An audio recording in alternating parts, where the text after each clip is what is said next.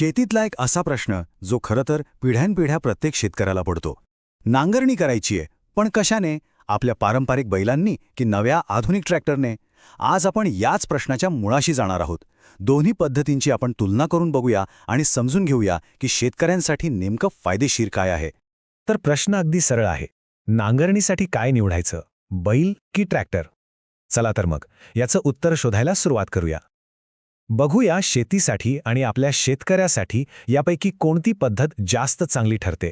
हा विषय नीट समजून घेण्यासाठी आपण काय काय बघणार आहोत. सगळ्यात आधी आपण ट्रॅक्टरने नांगरणी करण्यामागची कला समजून घेऊ. त्यानंतर बैलांची जी परंपरा आहे तिच्याबद्दल बोलू. मग दोन्हीचे फायदे तोटे काय आहेत हे समोरासमोर मांडू आणि शेवटी या सगळ्या माहितीच्या आधारावर शेतकरी आपला निर्णय कसा घेतो यावर आपण लक्ष देऊ. चला तर सुरुवात करूया ट्रॅक्टरच्या कलेपासून. आता अनेकांना असं वाटतं की ट्रॅक्टर म्हणजे फक्त ताकद आणि वेग, पण नाही. हे काम फक्त ताकदीचं नाहीये, तर प्रचंड अचूकतेचं आणि कौशल्याचं आहे. हे खरंय. जाणकार लोक म्हणतात की ट्रॅक्टरने नांगरणी करणं ही एक कला आहे. म्हणजे फक्त ट्रॅक्टर चालवता आला म्हणजे झालं असं नाही. त्यासाठी योग्य सेटिंग्सची आणि तंत्राची अगदी खोलवर समज असणं खूप गरजेचं आहे.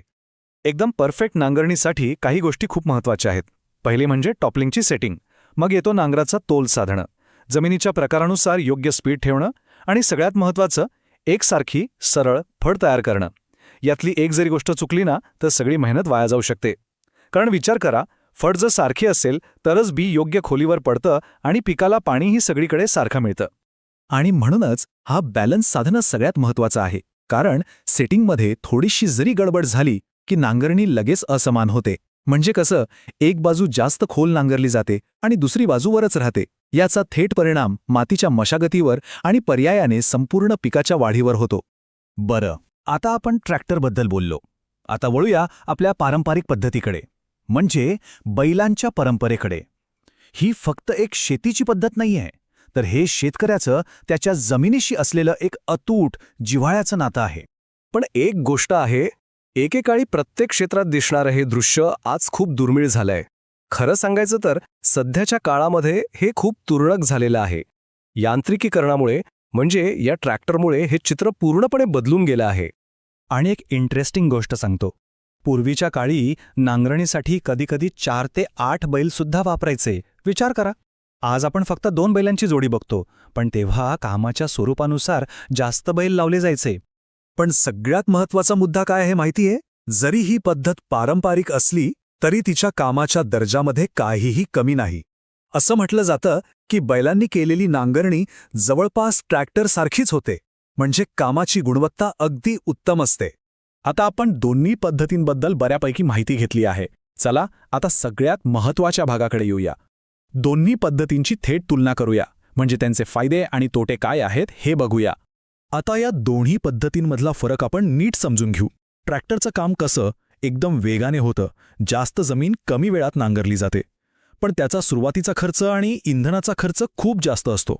याच्या अगदी उलट बैलांवर सुरुवातीला गुंतवणूक कमी लागते, पण त्यांचा चारा आणि देखभालीचा खर्च हा सतत चालू असतो. कौशल्याच्या बाबतीत बोलायचं झालं तर ट्रॅक्टरसाठी तांत्रिक ज्ञान लागतं, तर बैलांसाठी पारंपरिक ज्ञान आणि त्यांना सांभाळण्याची कला लागते.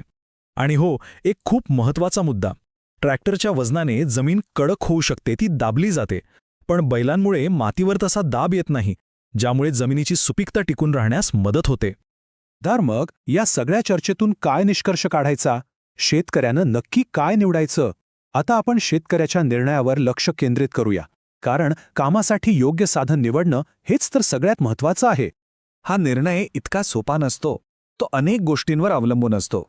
जसं की शेतकऱ्याकडे जमीन किती आहे, त्याची आर्थिक परिस्थिती कशी आहे, त्याच्या शेतातली माती कोणत्या प्रकारची आहे, आणि या सगळ्याच्या पलीकडे शेतकऱ्याची स्वतःची विचारसरणी आणि परंपरेशी असलेलं त्याचं नातं हे सुद्धा खूप महत्त्वाचं ठरतं. आणि हा सगळा विचार आपल्याला एका मोठ्या आणि महत्त्वाच्या प्रश्नाकडे घेऊन येतो.